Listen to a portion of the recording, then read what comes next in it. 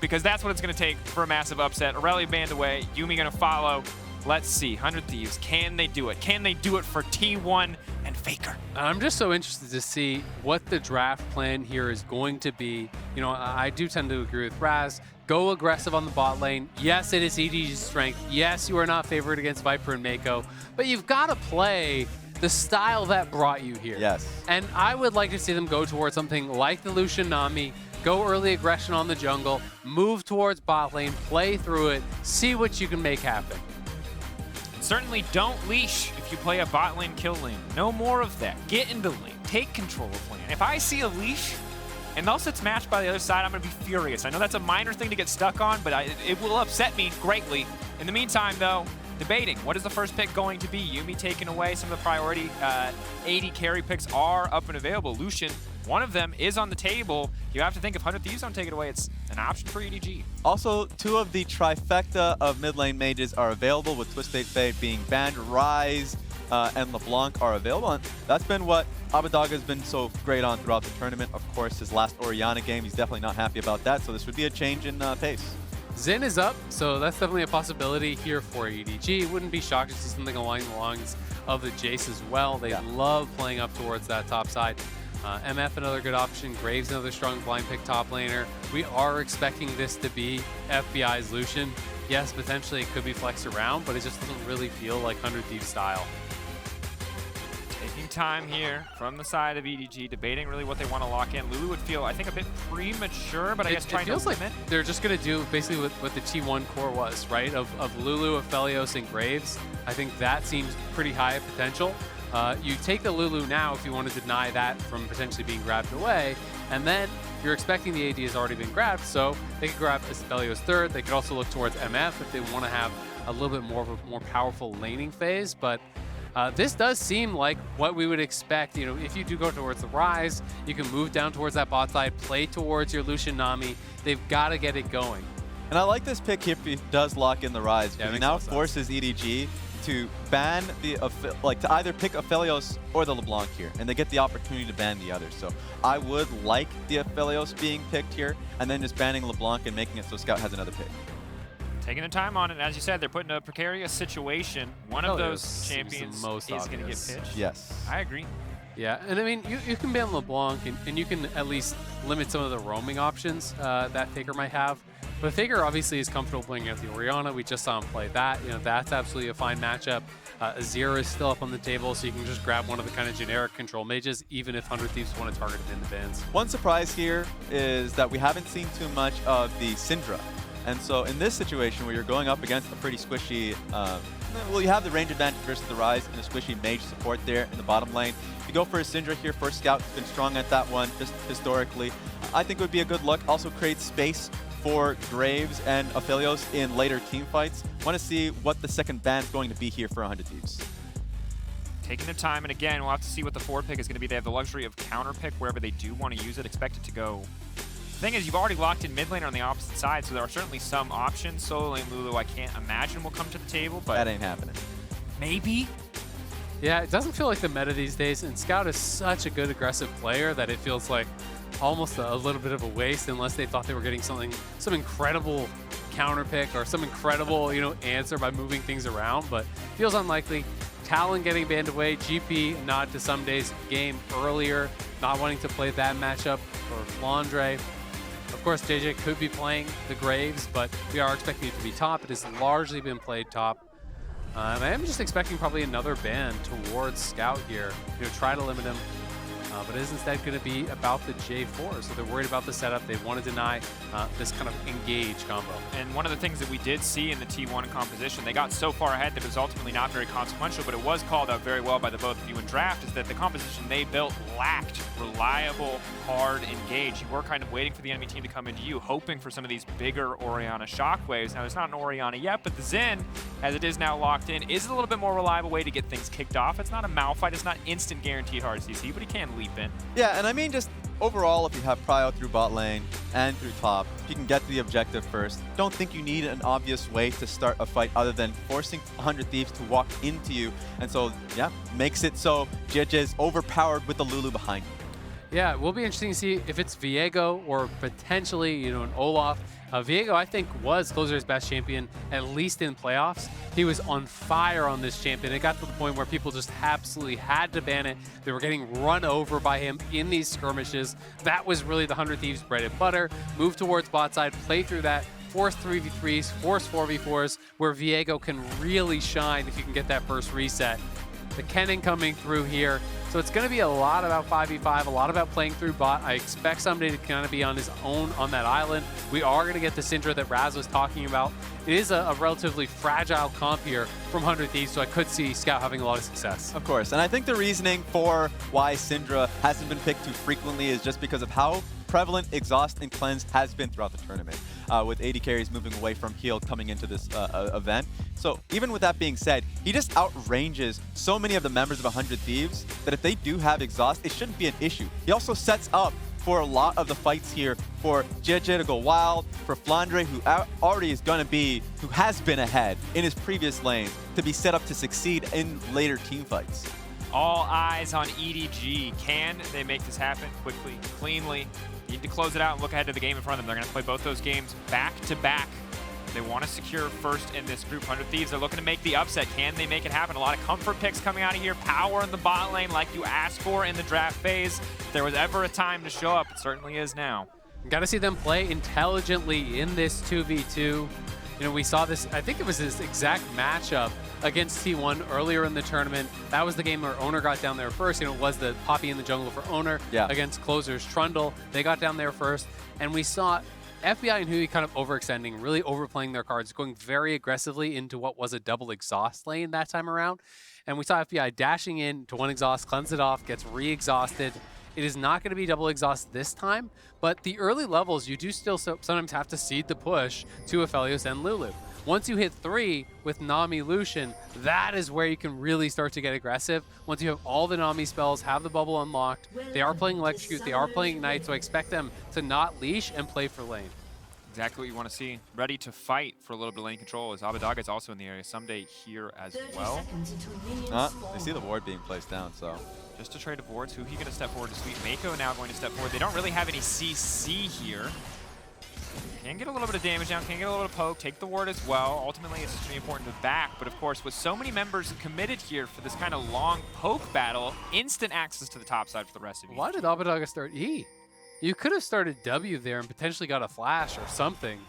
That seemed really strange to me, but they do sweep it out, but EDG just able to kind of push them back, force the reset from 100 Thieves, and redrop the ward. And that side brush ward is actually so critical in these range versus range matchups. They might even get EDG starting topside here. At the very least, they want to get the late ward. Yeah, late ward's going to be able to see where Closer ends up, so that's going to be nice from the side of EDG. But overall, I'm probably not expecting Closer to do anything too crazy. If he's starting bot side, it should just be a full clear. And despite all of the resources invested by 100 Thieves on the bottom side, EDG still are in the lane first. FBI uses the dash forward. He gets a couple hits down, and certainly feels good about proccing, you know, the keystone there. But at the end of the day, bit of a head scratcher there on the level 1. Kennen finally does get to lane. Hard to know exactly how much he missed if there's any XP going down. But FBI playing with aggressive, playing with confidence. It is big. Yeah, I mean, yes, Viper does have the red gun, and they do have the push, so they're going to get 2 first. But they already forced the potion out of Viper here. They got him relatively low there, and because it is not double exhaust, if you dash aggressively, you can actually cleanse the 1 exhaust off. But they have to play with some respect. Wait till you get a couple of levels here. Nami in particular is so much stronger, you know, at level 3 here. So you just want to play it slow, play it steady, utilize the sustain that the Nami brings to poke away, because in the long extended lanes, shielding almost always comes out over shielding. Yeah, and kind of reminds me of the interview that they had with Huhi just this last game, actually, referencing this matchup, referencing that FBI and Huhi, they felt like they should have won this matchup versus T1 like you mentioned. So they get a second chance at that. Closer's going to be able to, after taking full clear topside, now impact that. So I want to see what Closer's able to do. While we wait for the junglers to go through their first clear, important time. Verizon 5G all chat. Share your thoughts. Share with us. Talk to us. Tell us what you think. Are you fans of the tiebreaker, or do you want the 100 Thieves clout win? Now, they already have Little Nas X. That's a lot of clout. Beating EDG, that's another level of clout on top of it. You know, really, it's a shame they couldn't get through and play Damwon. because Damwon had their own song as well. And then it could have been like Lil Nas K-pop X versus versus, NA-pop? I think, yeah, exactly. That's the real matchup we've all been waiting for. It's not. This is the matchup we've been waiting for. And the matchup potentially after this, depending on how this game will go. We are getting closer and closer to an important break point, which is maybe why they paused the game. There are small stakes in the speed at which EDG complete this game. We'll keep you updated as to what's happening with regards to the pause. If EDG win this game in less than 11 minutes and 6 seconds, they'll have the faster win time, and they will get side selection in the tiebreaker. Otherwise, it will go to T1. Doable. And if they win the game in 4 minutes and 17 seconds, they will beat the all-time 5v5 speedrun record versus intermediate bots, but it'll be against 100 Thieves, which is the greatest clout win possible. There it is. That said, I think literally impossible, but just setting we already passed like 4 minutes, or at least close? It's like 3:30. I checked. I was running out of time to make that joke. So here we are. Ham-fisted in there, right? Yeah, just got. I mean, Just right? going for it. If the pause was not the perfect time, where else would I? They need a standard game pause into FF. That's what it is, right? To get the stat. Well, Is that confirmed? I don't think that they can even on TR FF this early. Well, Maybe we are. potentially. Patty, I'm not going to try to pronounce that. I'm sorry. Patty says, 100 Thieves may be out of playoffs, but Faker Dage can still help Faker to first seed. I know you guys call him Abadaga, and that probably was what asked, but we called him Abadage. So this is Faker Dage. So is it Faker Daga for you guys? Faker Daga. Yeah, Faker Yeah. Dagger. Yeah. Well, see, we got the pronunciation guide, right? And that was Age of Empires 2? exactly. Yeah. It helped that the 100 Thieves, one of their literal video introductions to Abadaga is like, this is how you say his name, with the literal clip of that character Maybe saying, that's why he Abadaga. left. Maybe he was just offended by us mispronouncing it for literal I've known you for years, Daniel. Just one time. I mean, yeah, that's true. The player pronunciations can be tough sometimes, because sometimes you'll talk to someone from a team, you'll be like, oh yeah, how do you say so and so's name? And they tell you one way, then you go to a player, they tell you another way, their teammates are calling them something different. It can be a struggle for sure. Especially since a lot of the times their official response is, I don't care. I remember working with Kure, and a lot of the teams would be like, is it Kire? Is this like, yeah, I don't care. It's like, but which doesn't help people us as a care. caster. It's important that you say what you prefer. Yep. That's all I'll say. We might still mess it up sometimes, but we try. In the meantime, it has been an EDG pause. There seems to be a potential client issue. We'll keep you updated as we find out more information. I'm sure it is being triaged as we speak. In the meantime, interesting kind of place to have a pause, I'll be honest, because this game in itself, again, David versus Goliath matchup, as we so frequently love to call these kind of things, but the tiebreaker. I don't want to call this a different example, you know? Dracos versus Zao in the top lane. That's pretty good. What about like Krillin versus Vegeta type that's a good matchup, one. you Also, know? yeah, Yep. also very plausible. Yes. Yeah. Okay.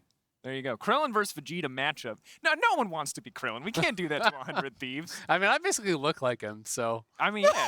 so I feel like I'm offended. You need the dots. The dots? I mean, the dots would be easy to do. also, There you you might go. need to die a few times. You might need That's that. harder to That's do. a little I'm bit less harder. on board for this one. Yeah, all right. We'll see. Did you guys both just say we'll see if you die? No, I was gonna try to transition. Is that to like an ominous thing? I was gonna they both look at me at the same time, like, I don't really want to die, guys. You both look over. we'll see. There it is. I was with one eye open. There it is. I know. We're in the same What hotel, did Kobe brother. say to me the other day? Oh, God. I know. Okay. All right. Hide your kids, hide your wife. Oh no. All right. Bubble goes wide. We'll see if anybody dies like Krillin in this game repeatedly. There are no Dragon Balls, but you do have a respawn timer here in the old League of Legends. Now they're getting aggressive. Viper getting burned down. That's going to be first blood. Positive start now for 100 Thieves. That's 3 set closer now coming in. He's got the root too. The flash out. Is it going to be enough for Morano? They managed to get it. Perfect start for 100 Thieves. Let's go! 100 Thieves straight out of the pause. Grabbing back-to-back kills. They're in the bottom lane. This is how they thrive in the LCS playoffs, forcing these fights, focusing someone down, getting the reset for closer, and letting him pop off. Take a look at this. Viper just didn't expect it, thinking that he had the opportunity to take the fight with Jeja so close by, but no. Gets locked up and killed. And thank God you have Purple Gun, because Closer can convert it into 2. And that was such a high-value cleanse there from FBI. It looked like they slightly overlapped the polymorph and the exhaust. So we got the 2-for-1 special there on the cleanse. The follow-up with the root from closer was great.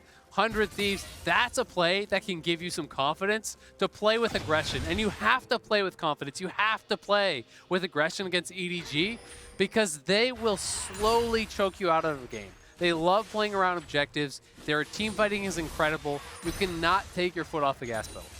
Very, very crucial. We saw highlight moments in the previous game from DFM. Arya absolutely popping off early. It was not enough. Have to see if 100 Thieves can do a better job of transitioning these early game leads into meaningful impact across the map or continuing lane domination here. Viper doing his best to just clear this one out with the Infernum as Abadaga doing all right. Roaming up, getting a bit of vision down. And again, 1K gold lead at 6 minutes. Very, very positive. Yeah, it's nice, and I'm expecting T1, 100 Thieves to continue it.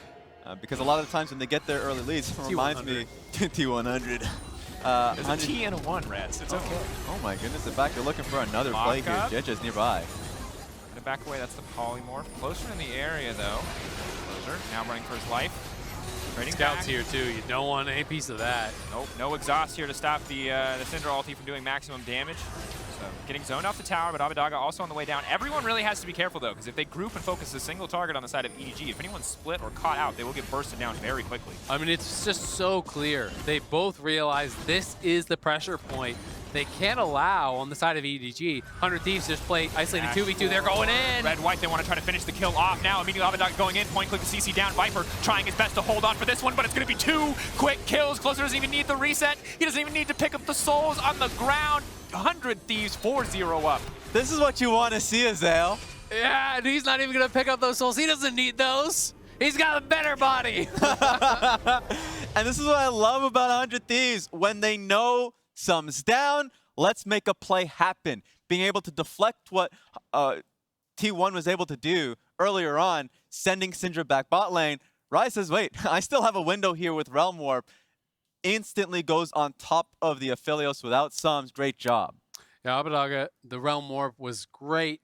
I think, you know, the initial play, when it was that 4v4, it looked like it would be pretty EDG favored, but get down there, it does look like it just kind of dissipates. So Scout's going back towards mid, going back towards base. You know, everyone is kind of going back, and Abadaga just still has the Realm Warp. So, you know, preying on the fact that the EDG bot lane didn't have sums there was fantastic. They have the root to set it up, and they're able to pile in, get both those kills, which is a pretty significant lead already. And this is big for EDG, and we'll see how the rest of the game this unfolds. I think it's also massive for 100 Thieves because keep in mind, while they did win the previous game, that game was a mess. Yes. There were so many individual mistakes. How many times did FBI die with flash up, with stopwatch up to an MF ult? So seeing them draft the way you expected them to, both of you and a Residence, you're going to watch a kill lane against Viper Mako coming in, 4 kills to kick off the game, hugely positive. Absolutely. And I mean, they just want to make some sort of a splash here, right? You are already eliminated from groups. You've got to play with confidence. You've got to play with that pressure off here. Show you can do a little bit of damage, at least push EDG or T1. They've already lost both their games to T1. This is their last shot to do something here against EDG. And they're looking to go out here to play spoilers and again deny EDG first seed, which they have never been able to get coming out of groups. Yeah, and to what Draco said, of course, the point about like doing it against a team that plays toward bot lane, that has been EDG style, not just this year, but historically, and it feels like 100 Thieves doing a little bit better here in this game. Yeah, and I think especially as you highlighted earlier, the Hui interview talking about, hey, we were shaken, you know, when we came in and there was this discrepancy in bot lane. I feel like we need to get better mechanically. Well, showing up mechanically in this game certainly, but of course keeping you updated on the pause. EDG pause, Mako experiencing an issue where his client is minimizing, league officials investigating further. Obviously ashamed to hear that kind of problem is ongoing. We'll see what the what the root cause is, how they figure it out, what the ending decision is, of course, from league officials. However, difficult now because it does undercut, I think, a little bit of the hype, but we'll find out exactly how it affected things. Yeah, absolutely. And I mean, they can review exactly what was happening on his screen, so they can very easily find out, you know, if it was affecting any of the plays or not. Either way, frustrating to have that sort of stuff happen for Mako, but maybe in the meantime, we could get a replay of that last double kill on the bottom side. Yeah, absolutely. Just overall, I mean, just kind of looking throughout the past of 100 Thieves and what I've enjoyed about them, sure, it's just been how they like to play around their 2v2, but it's just capitalizing on sums.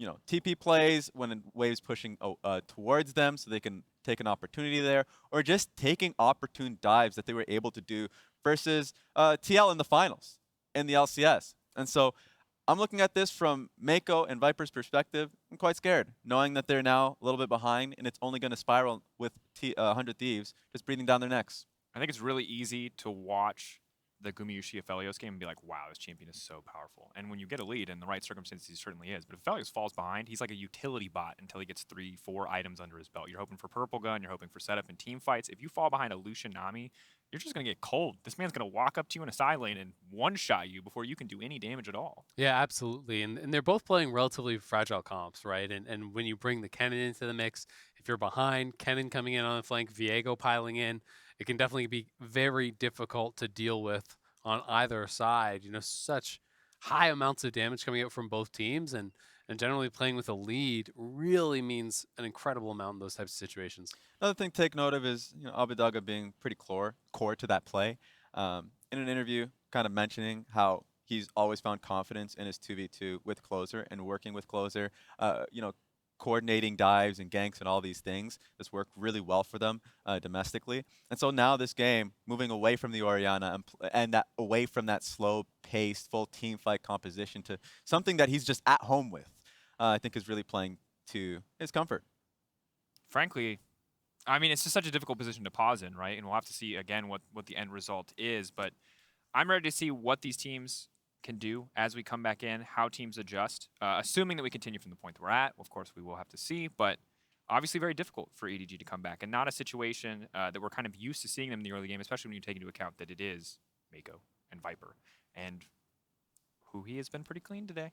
We said it, like, of the, again, very messy previous game, the Alistar was cleanest. Huhi, Fountain Laser. Oppo player of the game, Huhi, Fountain Laser, the dynamic duo we've all been waiting for. Now, he does lack a way currently to toss people into the Fountain Laser, which is concerning. Disappointing oversight in the 100 Thieves draft. I think we have to call it out now. Lacking away in general, honestly. I mean, Hui is just such a fun player, though. Like, I've been a big fan of his for a lot of years. I always felt like he kind of got unfairly characterized as just like a poor player. Back on CLG, obviously played a very roam-heavy style. It's kind of similar to some of the treatment that we've seen Niski and players like that at times get when they are less lane-focused, when they're more about playing the map. You do tend to fall behind sometimes individually in the matchups. And it was so exciting to see him actually role swap, go towards support, where I do feel like he's been performing even better than he ever had, as a mid laner. Yes, he won championships. Yes, he got to a finals at MSI, but it does feel like on an individual level, he's playing better than ever. He's able to succeed in that 2v2 with FBI. And this is something that they're doing both as a relatively new duo and also with him as just being a relatively new support. Yeah, I'm playing through a lot of matchups, different matchups. Domestically, finding different ways to play Senna. A lot of the times, if we were to ask him, like what he feels like he's best at is his understanding of matchups like that he has in 2v2s. And that's been what him and FBI have been so great at. So definitely great to see him, especially with how smart of a player he is, how core he is to generally engaging with his team. Different look now, of course, being on Enchanters, but still. I think it's such a hallmark of success when you can come onto the international stage and perform after many years at this level. And obviously we can see again on some of these kills, highlighting on the bottom side, the perfect guns for Closer to get, the perfect timing on the gank. Everything went swimmingly for 100 Thieves. And then here's that second play. You can see in the top of your screen, Scout was going back towards mid lane, thought the play had dissipated, thought that Abidaga was heading back towards that mid lane. And it's the perfect timing there on the Realm War, piling in here, 4 kills early in the bottom side there for 100 Thieves. And that play will, we'll see what happens with the pause and what the end result's going to be. We're back. There we go. Because the play is really damn impactful. That just means that they can re-up, double down on what FBI and who he's able to offer. Dragon is on the map, so that should just mean 100 Thieves are going to be far more confident fighting for it. Now, one thing they do have to be careful about is the fact that Abidaga did spend his TP to get back towards mid lane. Scout now has TP advantage, and Closer, spending all his time down towards that bot side, is a little bit behind in experience to JJ. So they have to be careful about that. They have to play with respect to the TPs, because one TP flank, taking those bounties from your bottom lane, I mean, that can really erase everything that you've done. Yep. That fragility goes both ways for both of these compositions. A lot of squishy champions on both sides. Either side overextends, makes a mistake. Those shutdowns go over as you highlighted. Things can fall apart very, very quickly. For now, 2K gold lead. Closer and Hui moving in on the bottom side. Dragon potentially in their sights. As Abadaga sidestepping there on the stun is big. He's holding on to pretty well in this lane overall. You expect the range advantage for Syndra to do her some favors there, but obviously 2 assists can keeping things pretty close in the CS. Yeah, as just a reminder, you know, Flash is still down for both Viper and Mako. They're going to be the target of this play. And 100 Thieves did have a pick of the litter. They could have actually rotated topside for Rift Herald or go for Dragon. They're playing for the safe play, which gives EDG an opportunity to trade. Oh, JJ closer, both coming into the mid lane.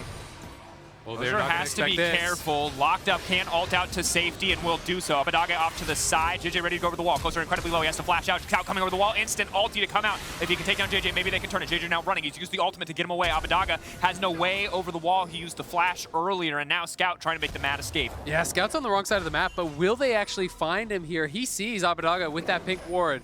Now, will he check the Wolves? Wolves should auto. No! Oh, the patience was for Abadaga. It's not going to work. Ah, that sucks for 100 Thieves, but nice play there from EDG.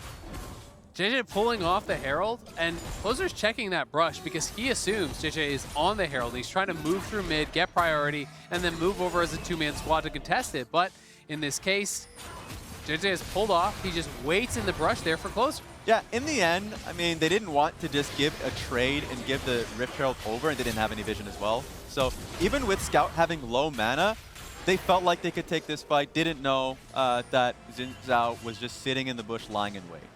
Yeah, and of course, when you can follow that dash over the wall, when you have flashes up and available, when Abadaga does it, it makes it so easy to come out on top in that exchange. We talked earlier about recognizing summoner spell cooldowns, and EDG did a fantastic job of it.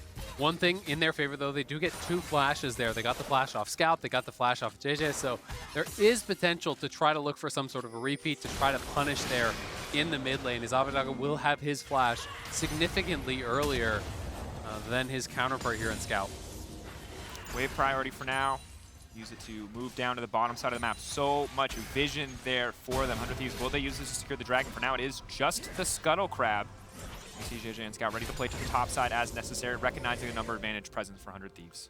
One thing working for EDG, despite the fact that they've died twice, Viper has just an insane amount of farm here, so keeping up his gold very well. Yes, FBI will still be ahead, but the significant farm advantage is working in their favor. Instant stun follow-up. Scout locked up and will now get taken out. That's the reset. Closer can start to walk forward. That's going to have to be a little bit more. Kenna getting the stun down as well. Someday now moving forward onto Flandra. Instantly the ult coming out. Trying to get out there with the ultimate. Good poke onto Flandra. He's going to be forced to flash away. Nice play by Someday, and now Viper coming back, but he's coming back to 2 plates being down. 100 Thieves are pressing here, extending that advantage. JJ trying to get over here, but should be able to finish this off. Wow, I'm actually shocked. They're prioritizing the reset timer here for Abadaga. Instead of just moving to grab this, they know Scout has TP, so they decide to not risk the play. Yeah. Just especially since we see from the new Axe Effect replay, trying to go for the pick on towards Scout, didn't know that actually they were using Abadaga's ultimate there to make the play happen. So in the end, what a great pick on towards Scout to stop JJ from picking up this Rift Herald. JJ, nothing if not persistent. He will start the Rift Herald for the 3rd time. This time it seems like he should be able to grab it, but Someday already on the way back.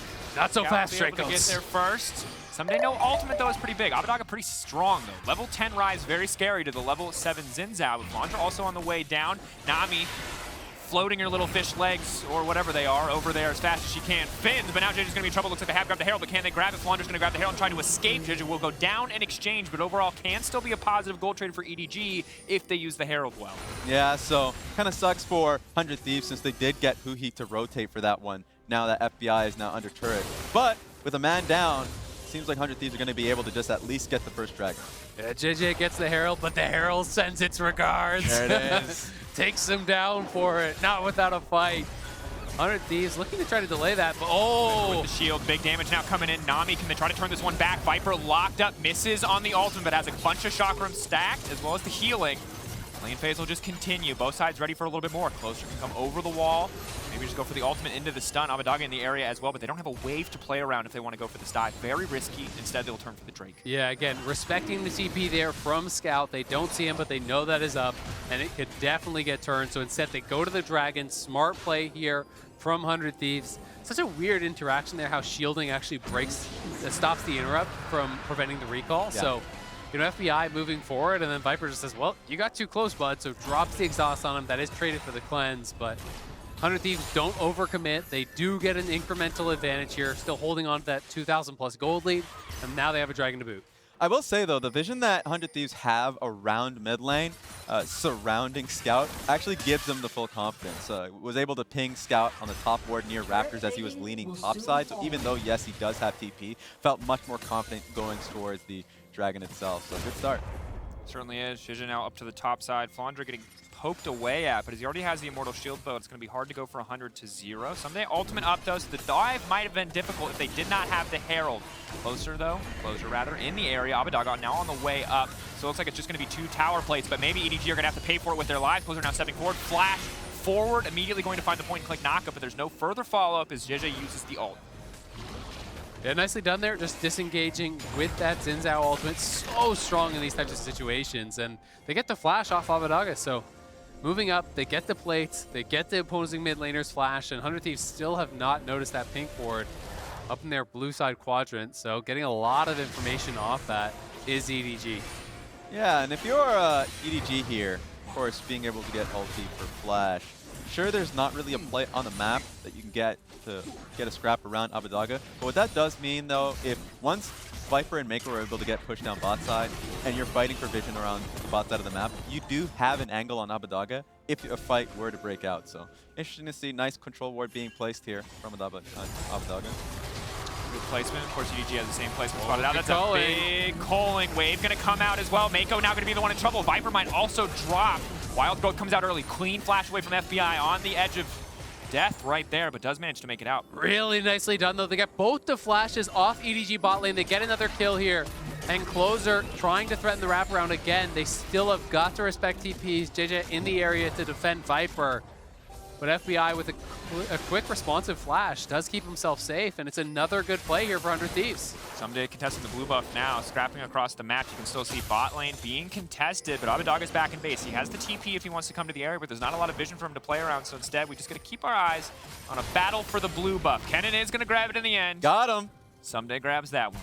And this has just been a great combination of strong mechanics from FBI and Huhi, which is a great redemption from the previous game, and overall strong tactics. Now, no sums there from Viper and Mako. They're going to be the target when Dragon comes up, and they're going to for sure fight for the second Dragon. But as we see from the replay, a lot of great damage put down on towards Viper, and they just single out Mako. So even though, you know, the defensive measures were put down there, not able to get any of the picks there. Flash forward from Viper to see at least if he can get a trade on FBI.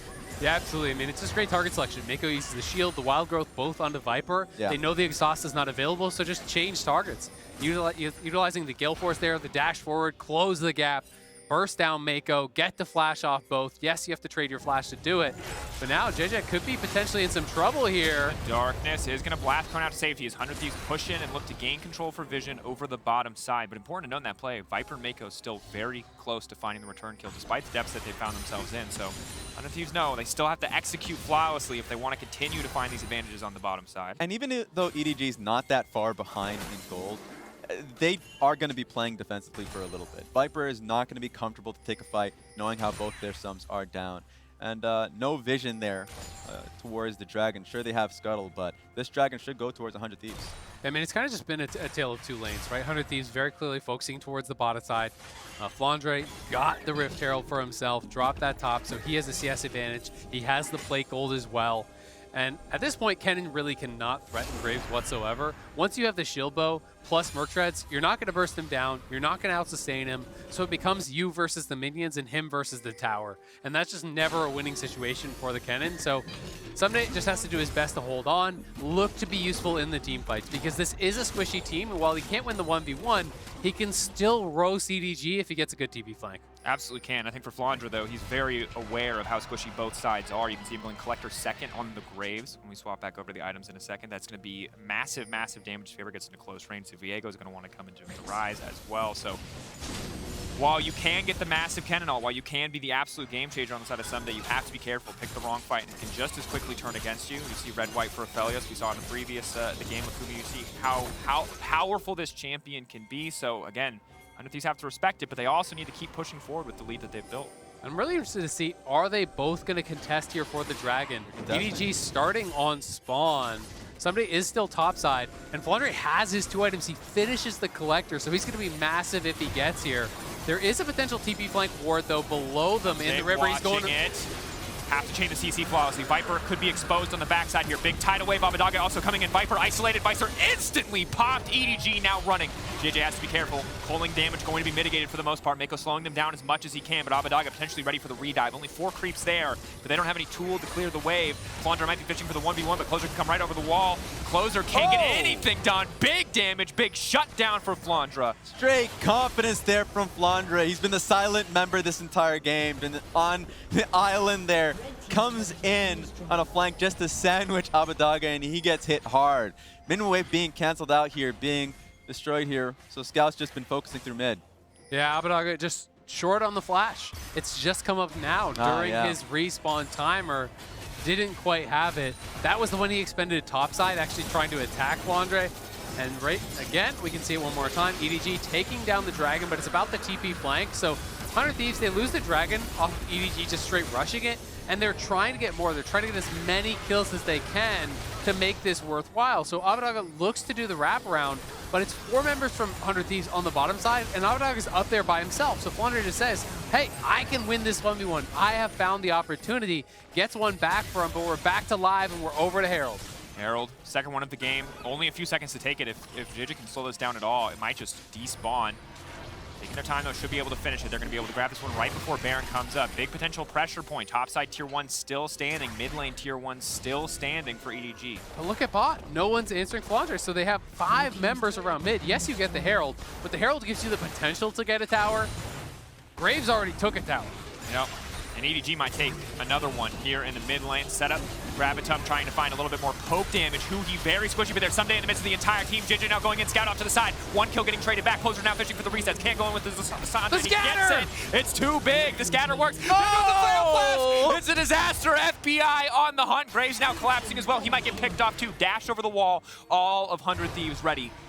They're on the hunt. He wants this. Stun gonna come out. Flandre not gonna be able to dash that one. Good damage coming in. Closer has to be careful. Flandre throwing back with the smoke screen. He's not scared. Throwing out the ultimate as well. They won't be able to push any farther, but massive fight win for the side of 100 Thieves. EDG overplays their hand mid lane. It was looking good keeping Flandre on the side, but make one mistake, and that's Closer getting possession and a wonderful sweep just to get a pick on a Viper. I want to see that replay again. Man, I just love seeing no hesitation there from Someday. If Graves is going to be bot side, you have to make a play. You can't allow him to take these for free. So Someday showing up here, finds the initiation, goes straight forward into EDG as they group up. Flash, rocket belt right in. So they're able to get that possession. Take a look at Closer on this one, able to single out Viper. And so I loved it even more twice. So yeah, JJ didn't get the flash over the wall, and so that turns into a double kill over to Lucian. There is a Viego on the other side of that wall, though, so I don't think the flash saves him. So at the end of the day, maybe wanted to hold on to that cooldown, but for now, he'll fight for the Scuttle Crab. And got that too. That's a sad B now. Closer following up. Closer rather. Abbedagge now going in. That's going to be the easy CC. They're taking out the enemy jungler. They can go Baron. That's they a jungler. Just keep winning exchanges. EDG, difficult to go into the pin up against the Aphelios, but you always have the threat of the Kennen re-engage. Scout might try to start some poke over the wall. This could be the Baron that secures first seed for T1, but 100 Thieves just going to be happy with the TP. Exactly. They get the TP. They will back off. FBI is getting so strong here. 2 items completed plus the BF. But you look at the other side, and Flandre doing one better. He's got the pickaxe on top. He is getting dangerously close to that IE. And it is going to be all about the Graves. If he can close the distance here, when you get to an early IE on Graves, you get those buckshot crits, you can just delete someone off the map. I mean, he is level 14. He is absolutely enormous, but he's got to play it well because you are short range, which makes you very vulnerable to getting CC'd up and burst down. That's why it feels like Someday having larger impact, because all he needs is this that one kill. It doesn't have to be Flandre if it's going to be Scout or if it's going to be Viper like that previous fight. Then Closer and FBI can start rolling these fights, and this snowball can start for 100 Thieves. And I've got to say, Mountain Soul is going to be so impactful for either side in a game like this, where there's so many squishy members, especially dealing with champions such as Syndra, to be able to actually give you that shield to get through the initial engage, or to give you that shield to get through the initial engage from someone like the Kennen, is going to be incredibly valuable. And I think both these teams will continue to want to try to fight for these dragons. Yeah, and similarly for Closer, you need resets. Someday wants to find the kill, you get the reset as you highlighted, Raz, and the fight gets so much easier, especially with just how powerful a lot of the champions on the opposite side are if you can pick up those possessions. That said, 100 Thieves currently zoning EDG away, trying their best to lay down a little bit of damage here on the mid-tier 1, but it looks like all it's going to do is set up Someday to start up this Drake. They will not be able to take the tower. They can, however, get themselves one step closer to that Mountain Soul. Exactly. It's just smart play overall. You know, EDG is in a pretty poor position just because they were trying to get the vision cleared out around Baron. And so not only do they waste their time, they lose a few minions, they chip down mid-turret, Dragon over to 100 Thieves. Now next Dragon is going to be third, so EDG will have to fight for it, and it's all in 100 Thieves' favor. Absolutely, but you've also got to keep in mind how quickly EDG can burst down Baron with this type of composition.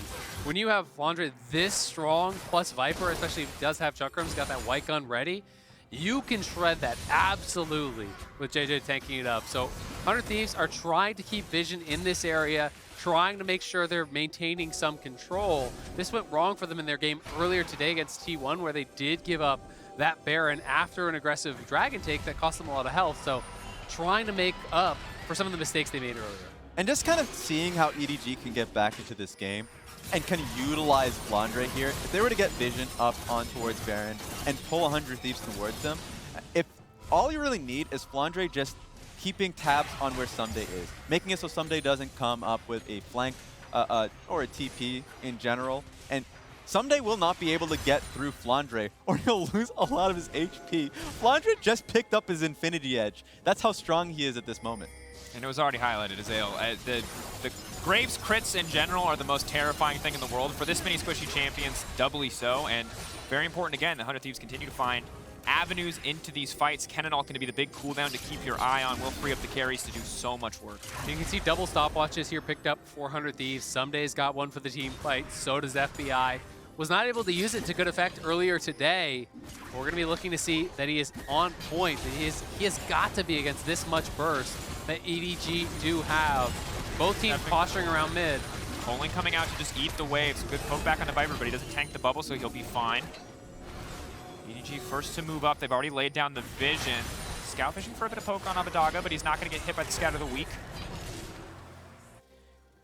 And of course, Abadaga does have to watch out here, because if EDG is the one getting full push through mid first, also having full control through the topside river, just means that Abadaga can't at least push past top river in general. So just means that focus is on Someday here getting pushed out and now getting Flandre to react. Yeah, exactly. And once you get that reaction, then 100 Thieves can move in topside river, clear out the vision that EDG got. So that is what holding on to mid and sending Someday towards bot has got you as 100 Thieves. As soon as they see Graves down bot, now they feel very comfortable moving in here, clearing out vision, trying to maintain dominance on this side of the map. And it's also buying some free time there for Abadaga to go here. Someday eyeing up mid lane like he might want to look for this. Closer's wrapping around behind. Off to the side. Can Rocket Belt in, not going to pull the trigger.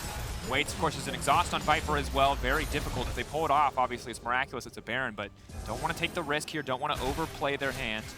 And you've always got to track the exhaust on Viper. If you do not have multiple people piling in at the same time, you are completely shut down by that exhaust as the cannon. You need follow-up damage if you're going to be the one tanking it. Yeah, and just to kind of set the stage for people, a kill there isn't even, like, getting flashes there is a win. Because you're so far away from that next objective, 1 minute and 40, at the time it was 2 minutes, that, you know, you'll be able to get your ultimate up just in time.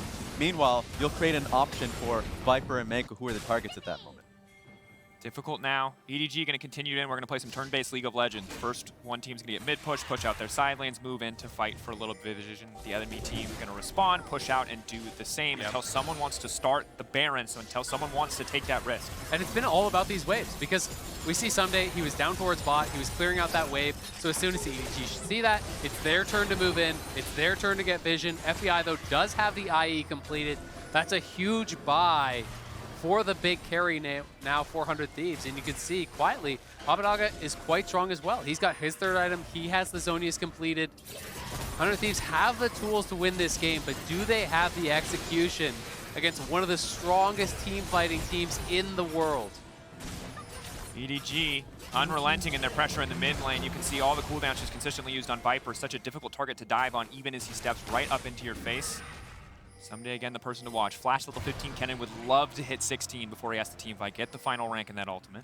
Good decision overall from Someday to back away when EDG was leaning bot side. There's just so much control here from EDG. The only thing they have to worry about is just level putting 16 down a Graves. defensive ward. Here we are. Big damage. Closure going to be forced to back away, but nothing too much lost there. Yeah, TPing back down towards bot side, so they definitely want to fight for this because Abadaga was trying to get them river access by that early push, but look at this damage! They're walking through the pinch, who he already forced to flash out. JJ taking big damage off to the side, but he's just going to leap right in onto FBI. He goes gold, and this time he does use the stopwatch. Viper ulti not going to connect to FBI, immediately flashing out to safety, and Someday into the back line. Abadaga stepping forward, but Flandra's cleaning house, leaping forward. The Grave's still standing, but it will not be enough. He does a lot of damage, but can he take down 3 members at the same time? He's close. The shutdown comes through. The triple for closer. The dragon to follow. This could be everything for 100 Thieves. They could go to Baron as well here. They still have closer alive. They're soloing this up. They're taking mid tower. 100 Thieves are on the precipice of a massive upset here against EDG. They're TPing top. They want to try to get the Baron and the dragon, and I think they can do it. They're going for it. What a smart fight from Someday and Closer. And now Abadaga is playing defense here, not letting anyone through. He sees Scout though. Scout some good poke. Ultimate is still up and available, level 15 Syndra. Oh, we've seen miraculous steals. Scout, can you do it? You need to keep going. You need to fight for this game to fight in the tiebreaker. You are not done even if you take this 100 Thieves. Can you secure it? Can you make the miracle happen? It's so low. Smart stuff there from 100 Thieves. They paused at a bit over 1100 HP. Wait for Scout to spend his spells, then finish it with the smite, knowing he cannot do more than that.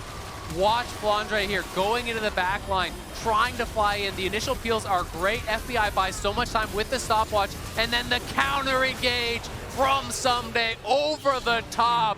Closer, Someday, Abadaga slam it home as FBI kites it out, and 100 Thieves are playing a hell of a game.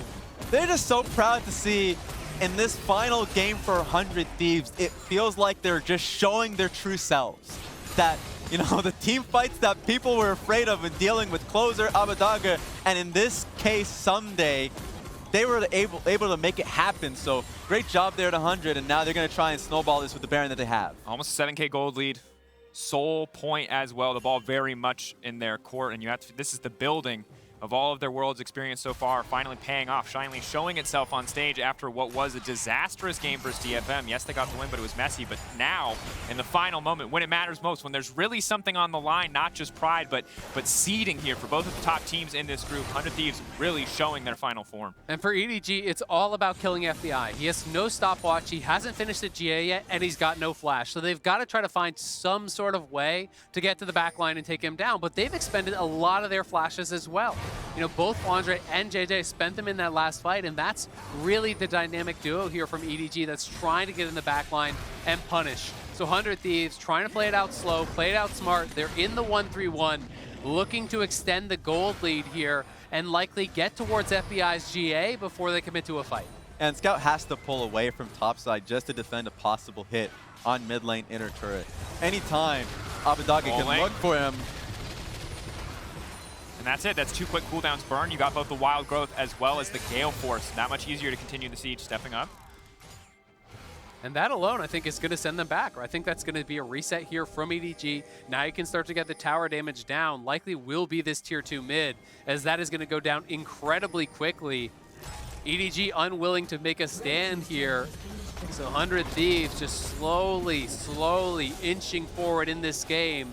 They are content to extend the gold lead, play towards Mountain Soul, which would be critical, but you can see Scout looking for a potential pick. EDG doing the best they can to hold on to weather the storm of this Baron. Only 24 seconds left on the buff.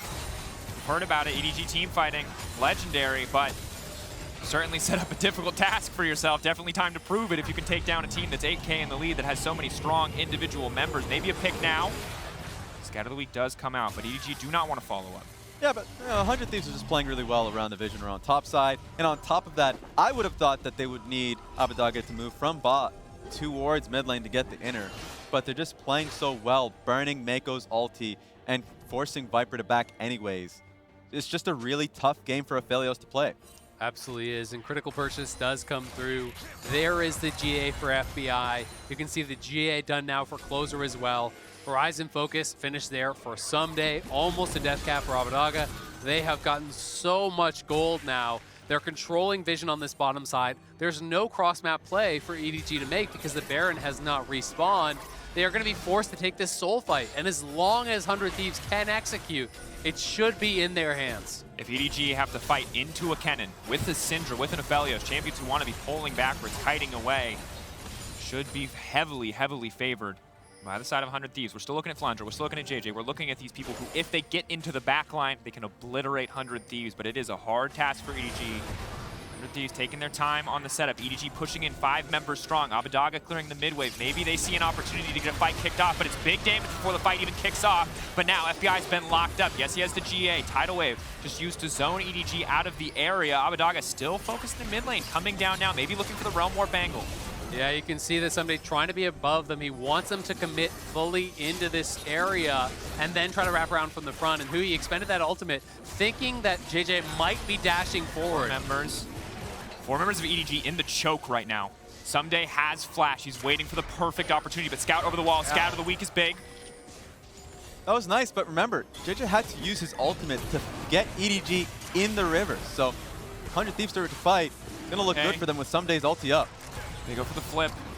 Do they just go for the steal? EDG playing with fire, Someday risking behind everything. them, they don't know. They don't see come him. in, flash over the wall, 4-man ulti, just like that. One push of a button, FBI dominating Mountain Soul for 100 Thieves, and EDG, they're running out of hope. Someday erases EDG from the map. 100 Thieves are heading down mid lane, looking to take down the LPL champions. This is a game to be proud of for 100 Thieves and the hopefuls back at home. The fact that they're able to do this and just stomp EDG and what EDG's great at. EDG, one final desperate hold. Doesn't look like they can do it, and that's going to be a T1. Have to be clapping in the background. FBI cleanses, but he flashes it anyway. Absolute confidence. They flashed the S, and they deserved it. S rank play from 100 Thieves as they deny EDG the tiebreaker. You've heard of Viper and Mako, but let me introduce you to FBI and Hui. What a game from the bottom lane. What a game from 100 Thieves coming together, playing aggressive in their final game here at Worlds, showing up huge, and Someday in that final team fight. Back and forth movement there. EDG lost sight of where he was. They thought he was coming from above. They fully committed to the river. He gets behind him, and he destroys them. David just demolished Goliath. Krillin just demolished Vegeta. 100 Thieves just demolished EDG from start to finish. 4 kills in the bottom lane, the aggressive lane you were waiting for, the comfort for Closer to show up clutch. An incredible, incredible game. And you see in the eyes of Closer as they finished off the Nexus, at least they were able to prove to themselves in the